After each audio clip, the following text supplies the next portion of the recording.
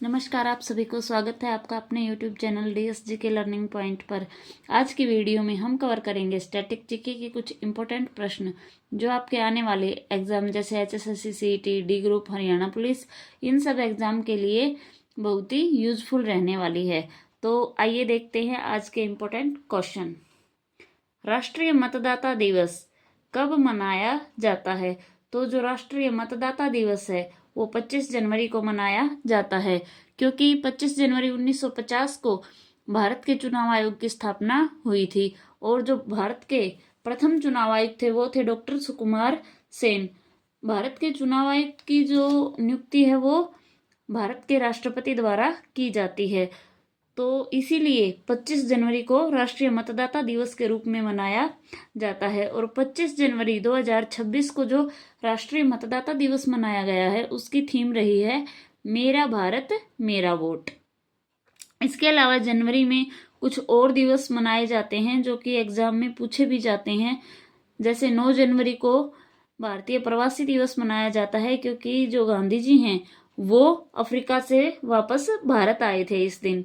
इसके अलावा जो 12 जनवरी है उसको राष्ट्रीय युवा दिवस मनाया जाता है, क्योंकि इस दिन स्वामी जो विवेकानंद हैं उनका जन्मदिन होता है और उन्हीं के जन्म दिवस पर जो राष्ट्रीय युवा दिवस है वो मनाया जाता है। और इसके अलावा 15 जनवरी को आर्मी डे के रूप में मनाया जाता है। नेताजी सुभाष चंद्र बोस की जयंती है 23 जनवरी, जो कि पराक्रम दिवस के रूप में मनाई जाती है। इसके अलावा 24 जनवरी को बालिका दिवस मनाया जाता है और 25 जनवरी को मतदाता दिवस और 26 जनवरी को गणतंत्र दिवस के रूप में मनाया जाता है। नेक्स्ट क्वेश्चन देखते हैं। सरहुल लोक नृत्य किस राज्य का प्रसिद्ध लोक नृत्य है? तो जो सरहुल लोक नृत्य है वो झारखंड का प्रसिद्ध लोक नृत्य है। तो सरहुल के अलावा कुछ और लोक नृत्य हैं जो झारखंड के ही हैं और एग्जाम में पूछे भी जाते हैं, जैसे कर्मा, छऊ, जट जटिन, ये भी झारखंड के लोक नृत्य हैं। नेक्स्ट क्वेश्चन है ब्रेल प्रणाली किस पर आधारित है? तो जो ब्रेल प्रणाली है उसे डॉट्स की लैंग्वेज बोला जाता है, मतलब डॉट्स की भाषा, बिंदुओं की भाषा ब्रेल जो लिपि है उसको बोला जाता है। इसके अलावा हम इसके बारे में कुछ और इम्पोर्टेंट फैक्ट देखते हैं। ब्रेल प्रणाली जो है वो क्या है कि जो दृष्टिबाधित बच्चे हैं या फिर दृष्टिबाधित जो इंसान हैं उनको सिखाने के लिए ये प्रयोग की जाती है। और जो ब्रेल लिपि है इसका आविष्कार लुई ब्रेल ने 1824 में किया था। और विश्व ब्रेल दिवस जो 4 जनवरी को मनाया जाता है और इसी दिन लुई ब्रेल का जन्म हुआ था। तो लुई ब्रेल के जन्म दिवस को ही जो ब्रेल दिवस के रूप में मनाया जाता है। नेक्स्ट क्वेश्चन देखते हैं। कथकली किस राज्य का शास्त्रीय नृत्य है?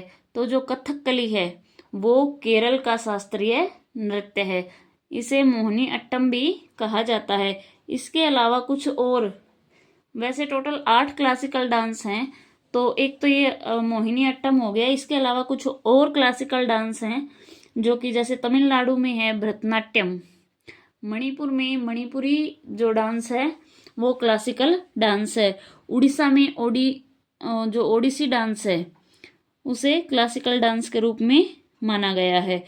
और जो कथक है वो उत्तर प्रदेश का और कुचिपुड़ी आंध्र प्रदेश का शास्त्रीय नृत्य है।